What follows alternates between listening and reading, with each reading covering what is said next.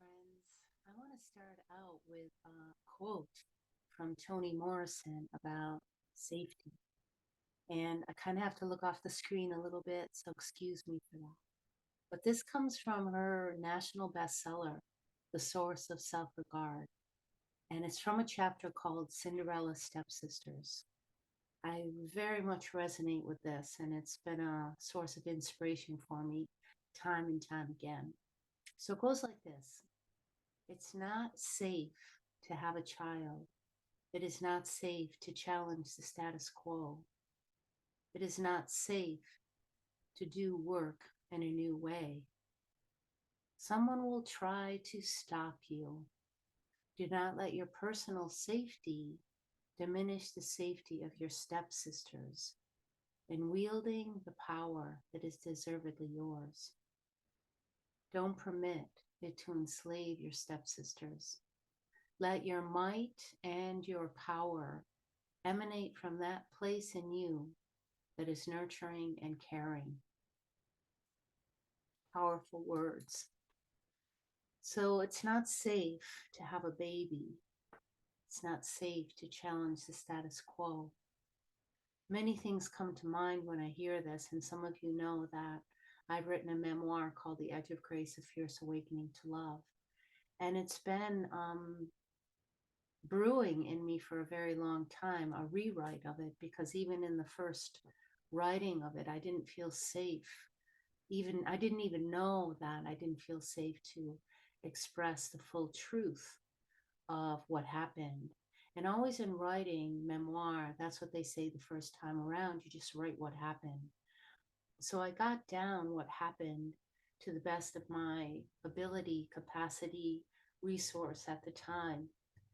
And I know, and I still know that my story is an important story and it needs to be told, but it's not safe because it does challenge the status quo of the industrialized medical industry and the taking over of women's bodies, which is not something that is new to us. This has been going on for thousands of years, but specifically the taking over of the birthing practices, women's natural capacity to give birth to her babies without intervention. This is actually fairly new, well, not really. I mean, there were midwives around forever that would help women if they needed it. And many women birth their own babies because something is so intelligent in our bodies that we've become entrained to fear, to tell ourselves that we can't do it, that we need assistance. And then there's the status quo power that bees that will tell you the same, reinforce, and then there's a loyalty to a system. But this wasn't the case, and I think like the shift started to happen when midwives were assisting women to deliver their babies. And there's always risk involved in anything that we do, anything that we give birth to do, whether it be a human being, a project, or anything else. There is always an element of the unknown, of the mystery, of those things that cannot be controlled. So not every birth is successful. So back in the day, when there wasn't a birth that was successful with a midwife, they would say that it was the fault of the midwife, that she was eating the babies actually, and was then framed as a witch and then put to death for that. And this is when the witch burnings took off. Women and their magical herbs and power and capacity to assist women. So that's kind of rebirth itself, you could say, in a way, but certainly not all the way through. We still have about 50% of the births that happen in hospitals and by C-section. So I'm not a person for statistics, but I do know that when a woman is not trusted and not really left alone to honor her body and the intelligence in the body, because the body is designed, that's why we have a womb. Doesn't mean that for all people it will be used, but it's there because it is, everything is interconnected.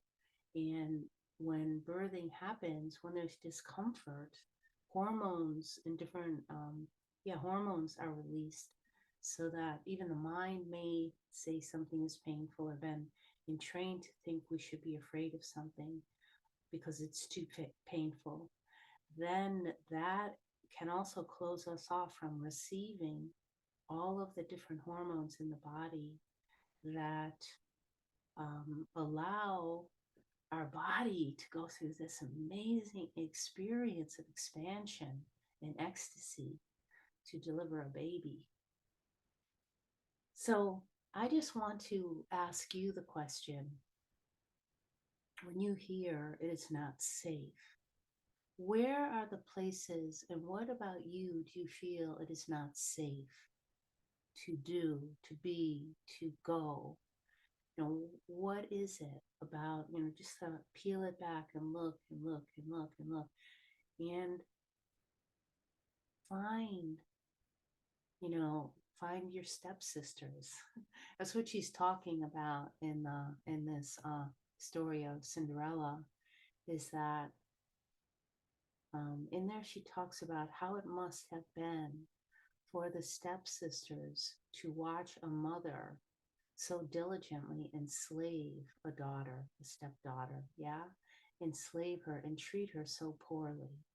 Is that just in witnessing that, and as women are rising all over, and some are still centering themselves in the way that men have, not all men, and with a capitalistic viewpoint, and appropriating and leaving the door behind them closed to certain women.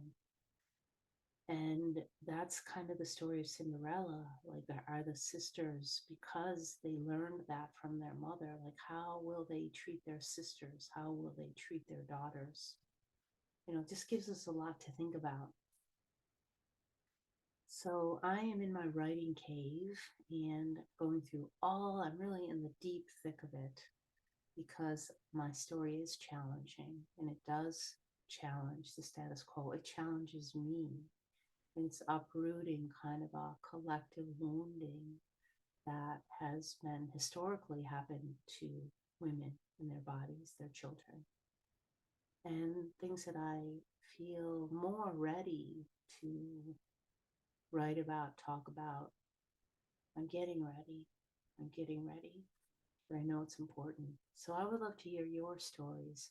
Stories are your medicine, especially the difficult ones, and we can stay with it, write it, speak it, put it on paper, give it a voice when you feel ready, because we don't want to re-trigger trauma in the system, but when you feel ready and safe, there's so much healing in telling your story without censoring, without commodifying it, without looking at it as a product, because you're not a product.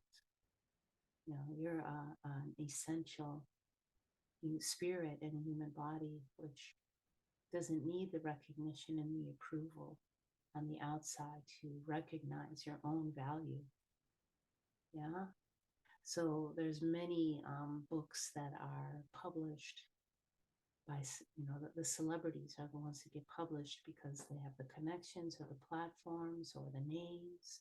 We have the celebrity culture that might not be the best example of the Cinderella story. It's the example of the awful stepsisters, that are forever trying to fit into the shoes, because it looks good, for the male gaze.